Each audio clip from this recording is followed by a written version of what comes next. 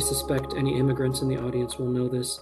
If you come from a particular kind of family, you don't become a writer, you don't become a musician, the expectation is you're going to become an engineer, you're going to become a doctor, you're going to become a lawyer. And so my degree is in computer science.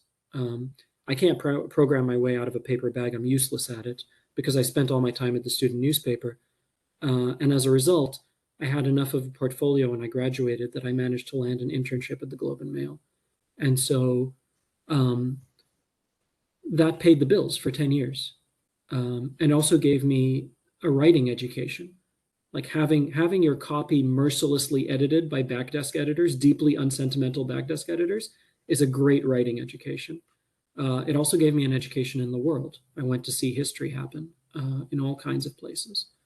All of those things made me a better writer of fiction, but I was always, in my heart, a writer of fiction. That's all I wanted to do with my life. And so when I sold my first novel, I thought, this is your shot. If you can't jump off the cliff now and hope that there's water at the bottom, you're never going to do it. And so the thing they tell you, the thing everybody tells you when you sell a book is don't quit your day job. And the first thing I did when I sold my book was quit my day job.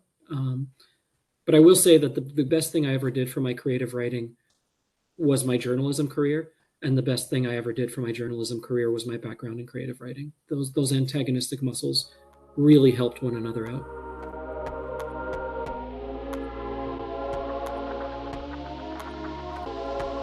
I used to think a lot more about author intent when it was my first rodeo. When I was writing American War, I thought that the central trick of the book was fairly see-through, right? I was taking things that were going this way and I was going to push them this way. I was going to take things that the West in general and the United States in particular had done to the world, and I was going to have them happen to them. I was going to superimpose somebody else's story onto the empire. But you can't call the book Middle Eastern War, because the second you do that, the lens through which it's read is entirely different. But I thought it was a fairly straightforward trick. The problem is that a month, and not even 3 weeks after I finished the first draft of American War, Donald Trump announces he's running for president. And the book ends up coming out in April of 2017, a few months into the Trump administration, and is overwhelmingly read as an exclusively American book. That this is a literal prediction of what's going to happen to this country. And all the critiques, all the criticism, all the praise is coming through that prism, which has nothing to do with what I intended. And that used to upset me quite a bit. And the older I get, the more comforting I find it.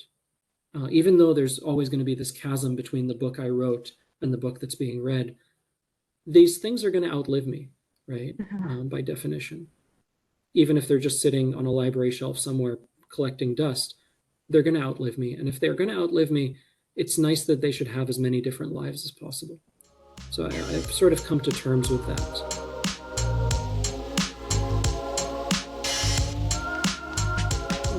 The two sort of canonical pieces of writing advice they're canonical for reasons, because they work. Read as much as you can and write as much as you can. Read good books because they're going to give you a certain kind of permission.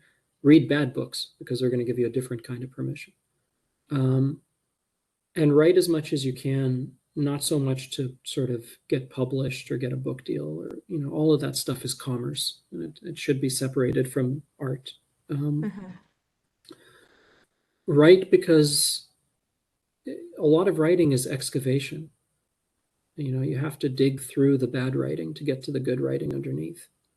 The first draft of anything I've ever written in my life has been complete garbage, just horrible. And I've always wanted to start a literary series, like a reading series, where published writers get up and they read a page of the finished product, and then they read the same page of the first draft, just to show people what it's like. I think there's an expectation among some writers who are either young or just beginning in their career that if it doesn't come out of your brain and is perfect on the page from the get-go, that it's somehow you're failing. That's not it. Thomas Mann has this very famous quote, a writer is someone for whom writing is more difficult than it is for other people. That's the experience, and never goes away. And in fact, if it does go away, something's gone horribly wrong. You've become complacent. So write as much as you can. To those two pieces of advice, I would only add, be kind to yourself. I remember when I was writing American War, I hit this spot where I just, it wasn't working. And I was so angry at myself for having wasted years of my life on this that I deleted it. And I went to the recycle bin and I deleted the manuscript from the recycling bin. And then I took a long walk down to the river and I realized that I may not be a very good writer, but I'm so much worse at everything else.